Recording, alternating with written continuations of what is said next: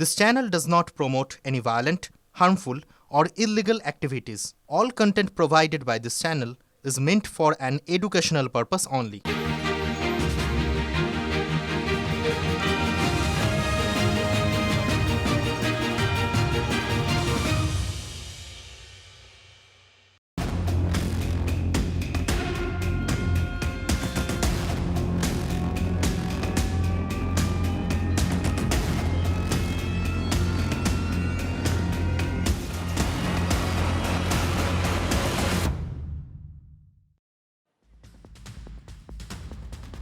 খ্যাপা ষাঁড় দেখলেন তো, খ্যাপা ষাঁড়ের ছবি কৃষ্ণনগর জেলা আদালতের উঠোনে দাপিয়ে বেড়াচ্ছিল এই খ্যাপা ষাঁড়টা। কয়েকজনকে গুঁতিয়েও দিয়েছিল, একটা মারাত্মক ভয়ের পরিস্থিতি তৈরি হয়ে গিয়েছিল। আমি জানি না ব্যক্তি জীবনে আপনার এমন কোনো অভিজ্ঞতা আছে কিনা। রাস্তায় আমি একবার দেখেছিলাম এই ষাঁড়কে বাগে আনতে সবাই কোর্ট চত্বরে নাকানি চোবানি খাচ্ছিল। তারপর খবর দেওয়া হয় বন দফতরকে, ডাকা হয় পুলিশকেও। বন দফতর, পুলিশ সবাই মিলে ষাঁড়ের পায়ে দড়ি বেঁধে তাকে শেষ পর্যন্ত কাবু করে ফেলে। কি শিখলেন বলুন তো, লেসন কি পেলেন এটা থেকে? সদিচ্ছা থাকলে খ্যাপা ষাঁড়কেও বাগে আনা যায়। আচ্ছা, এই সহজ সত্যটা কি রাজ্য প্রশাসন জানে না, নাকি বুঝতে চাইছে না? সবে একটা নতুন বছর শুরু হলো, চারদিকে দেখুন তাণ্ডব চলছে। কারণ যাই হোক, এক এক জায়গায় এক এক রকমের কারণ, আবার কিছু কমন যোগসূত্রও আছে। সামনেই বিধানসভা নির্বাচন রয়েছে, এখনও ভোট ঘোষণা হয়নি। তার এত আগেই যদি এই লেভেলের বিশৃঙ্খলা হয়, প্রতিদিন একটা করে জেলা তুলে নিন বা বেছে নিন, দেখবেন কোনো না কোনো অশান্তি, এবং কোনো বিক্ষোভই সুস্থভাবে হচ্ছে না। অর্থাৎ ঠিক আন্দোলন যেমন হয় তেমন করে হচ্ছে না। ভাঙ চুর, অগ্নিসংযোগ, এমনকি প্রশাসনিক দফতর ভেঙে গুড়িয়ে দেওয়া।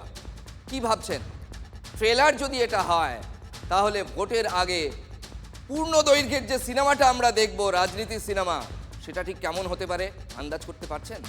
এই পর্যন্ত জানুয়ারির মাসের যে ক্যালেন্ডার, অক্লেশে বলে দেওয়া যায় এটা বিক্ষোভের ক্যালেন্ডার।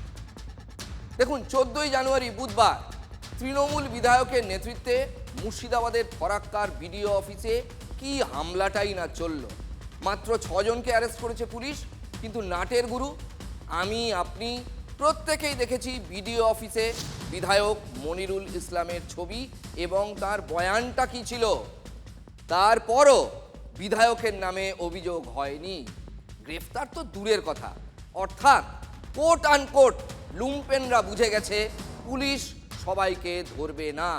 এটাও কিন্তু একটা মেসেজ চলে যাচ্ছে, এক ধরনের প্রশ্রয়। আজ তো বিজেপিকে বিধতে গিয়ে অভিষেক বন্দ্যোপাধ্যায় বলেছেন, কি বলেছেন শুনুন। এরা রাখতে দিলে আলসার আর বাড়তে দিলে ক্যান্সার, রেখে দিলে আলসার আর বাড়তে দিলে ক্যান্সার। ঠিক বলেছে, ওটা ওদের ক্ষেত্রেই প্রযোজ্য। আগুন জ্বালাচ্ছে তৃণমূল, পুড়বে তৃণমূল, মরবে তৃণমূল। সত্যি তো তাই, রাখতে দিলে আলসার আর বাড়তে দিলে ক্যান্সার। অভিষেক বাবু যে ক্ষেত্রে বলেছেন সেটা হচ্ছে বিজেপিকে নিশানা করতে গিয়ে। কিন্তু ভেবে দেখুন, এই বার্তাটা রাজ্য প্রশাসনেরও মাথায় রাখা উচিত, অর্থাৎ রাজ্য প্রশাসনের ক্ষেত্রে প্রযোজ্য। বিশৃঙ্খলা বাড়তে যদি দেওয়া হয়, তাহলে শেষ পর্যন্ত রাশ হাতে রাখা খুব কঠিন হয়ে যাবে। আমি বলছি আইন শৃঙ্খলা পরিস্থিতির হ্রাস।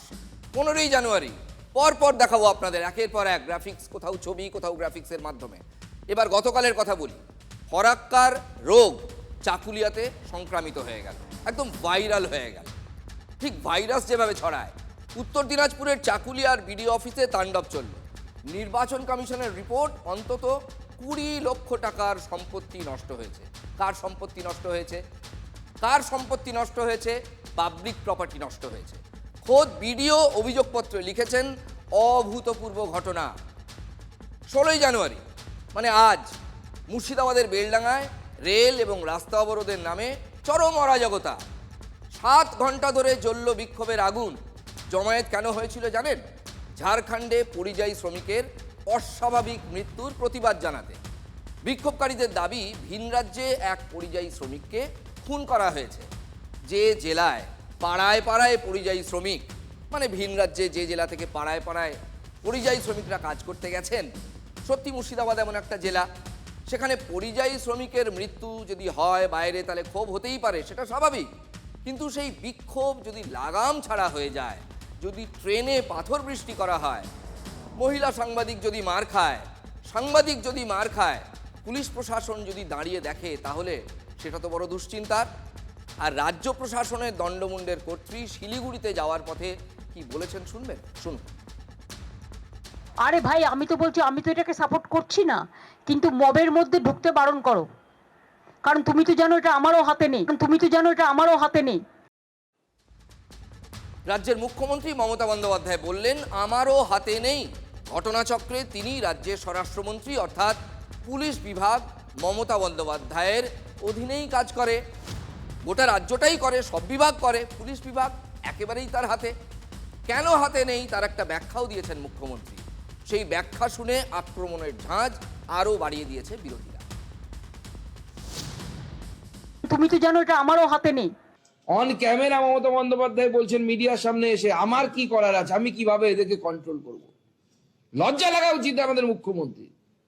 একজন মুখ্যমন্ত্রী যিনি হোম মিনিস্টারের দায়িত্ব সামলাচ্ছেন, তিনি দাঙ্গাকারীদের সামনে আত্মসমর্পণ করছেন। আজকে জেহাদি জঙ্গিরা বেলডাঙ্গা এলাকায় তাণ্ডব করেছে। আমি তো করাইনি ঘটনাটা, জুম্মাবারে এমনিতেই ওরা জমায়েত হয়, প্রোগ্রাম করে। রাজ্যের 15 বছর ধরে যিনি পুলিশ মন্ত্রী, উত্তরবঙ্গ যাওয়ার পথে বলে গেছেন যে শুক্রবার একটি বিশেষ দিন, সেই দিন ওরা একটু প্রতিবাদ করে থাকে। মন্দিরে যখন লক্ষ লক্ষ মানুষ যায়, ভোলে বাবা পার লাগায় যায়, দুর্গাপুজোয় যায়, আমি কি তাদের আটকাতে পারি? এটা তাদের স্বতঃস্ফূর্ত। কিন্তু স্বতঃস্ফূর্ততা থেকে দেখো, ক্ষোভটা স্বাভাবিক, যেহেতু হাজার হাজার লোককে নোটিশ পাঠাচ্ছে। আরে পারবেন না, চেয়ার ছেড়ে চলে যান, আমরা দেখিয়ে দেবো কিভাবে এই দাঙ্গা বন্ধ করতে হয়। আধা ঘন্টার মধ্যে সব বাড়িতে ঢুকিয়ে দেবো। আর যারা বাড়িতে ঢুকবে না, তাদের যেখানে পাঠানোর সেখানে পাঠানোর ব্যবস্থা করে দেবো। মুখ্যমন্ত্রী এসআইআর এর নোটিশের কথা বললেন বটে, মানে পরিষ্কার কথা, শুনানির নোটিশ। কিন্তু এখানে মনে করিয়ে দেওয়া ভালো যে বেলডাঙ্গার প্রতিবাদের সঙ্গে এসআইআর এর কোনো সম্পর্ক নেই। বিক্ষোভের নেপথ্যে ঝাড়খণ্ডে পরিযায়ী শ্রমিক আলাউদ্দিন শেখের মৃত্যু। প্রতিবাদ বিক্ষোভ কারা দেখিয়েছেন সেটাও মুখ্যমন্ত্রী জানিয়ে দিয়েছেন সবাইকে, শুনুন।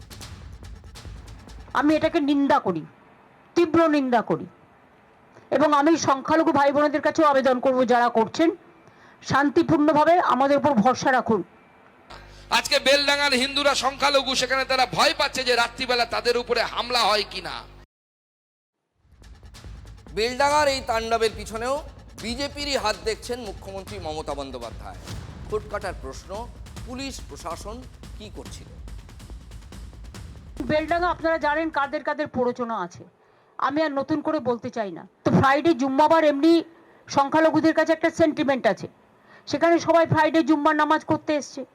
এখানে কেউ কেউ যদি তার রাজনৈতিক চরিতার্থ করবার জন্য উস্কে দেয়। আজকে বেলডাঙ্গার কাছে যে দাঙ্গা হচ্ছে, সেই দাঙ্গা যদি কালকে আপনার বাড়ির পাশে হয়, তখন মাননীয় মুখ্যমন্ত্রী আজকে যে মন্তব্য করেছেন, সেই একই মন্তব্য যদি উনি রাখেন যে আমি কিভাবে ওদের আটকাবো, তখন আপনাদের কি হবে? বিজেপি এই দাঙ্গাগুলো লাগাচ্ছে এবং এর পেছনে গভর্নমেন্ট অফ ইন্ডিয়ার এজেন্সি আছে। জানুয়ারি মাসটা কেমন যাচ্ছে দেখলেন তো। 14, 15, 16 জানুয়ারি আপনাদের পরপর দেখালাম আমরা একের পর এক। এবার ক্যালেন্ডারে কয়েকটা দিন আমরা একটু পিছিয়ে যাই। 8 জানুয়ারি, এই মাসেই, বছরের প্রথম মাস। কি হয়েছিল? আইপ্যাকের কর্ণধার প্রতীক জৈনের বাড়ি এবং অফিসে ইডি তদন্ত করছিল।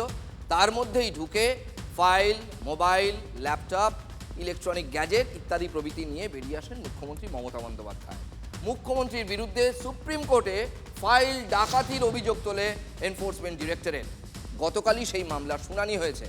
কড়া কড়া কথা নির্দেশনামায় লিখেছে দেশের শীর্ষ আদালত। বিচারপতিরা লিখেছেন, অত্যন্ত জরুরি এবং গুরুতর বিষয়।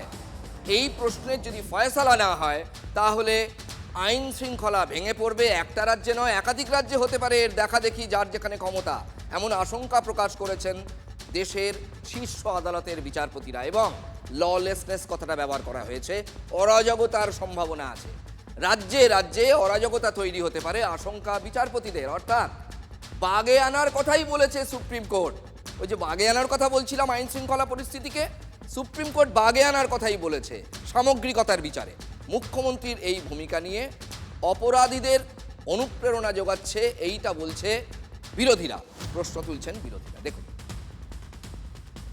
সুপ্রিম কোর্ট পশ্চিমবঙ্গে কোনো মুখ্যমন্ত্রীকে সুপ্রিম কোর্ট এভাবে ডাইরেকশন দেয়নি বিহেভিয়ারের জন্য। কাজকর্মের জন্য মুখ্যমন্ত্রীকে কোর্টের নোটিশ আছে, সেটা হয়, কিন্তু ওনার মানে এই ধরনের বিহেভিয়ারের কারণে নোটিশ দেয়, এটা তো বাংলার অপমান। বাংলাতে যতগুলি মুখ্যমন্ত্রী ছিল কোনো মুখ্যমন্ত্রীর এই ধরনের রেকর্ড নেই। এবার এসআইআর শুনানির নোটিশ খোদ মহকুমা শাসককে, মানে একজন এসডিও এসআইআর শুনানির নোটিশ পেয়েছেন। নোটিশ পেয়ে শুনানিতে গেলেন দক্ষিণ দিনাজপুরের গঙ্গারামপুরের মহকুমা শাসক অভিষেক শুক্লা। গত বছরই গঙ্গারামপুরে ভোটার লিস্টে নিজের নাম তুলেছেন অভিষেক শুক্লা। নামের বানান ভুল থাকায় ডেকেছিল। বংশীহারি ব্লক অফিসে গিয়েছিলাম, TV9 বাংলাকে জানালেন গঙ্গারামপুরের মহকুমা শাসক অভিষেক শুক্লা।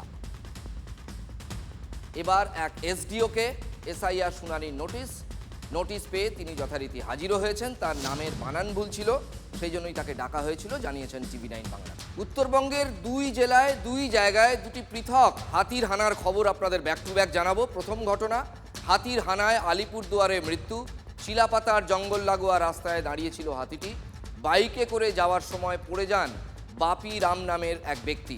তাকে শুঁড়ে তুলে মাটিতে আছড়ে ফেলে দাতালটি ঘটনাস্থলেই মেরে ফেলে। ওই ব্যক্তির মৃত্যু হয়েছে। ঘটনাস্থলে পৌঁছে দেহ উদ্ধার করেছে হাসিমারা ফাঁড়ির পুলিশ।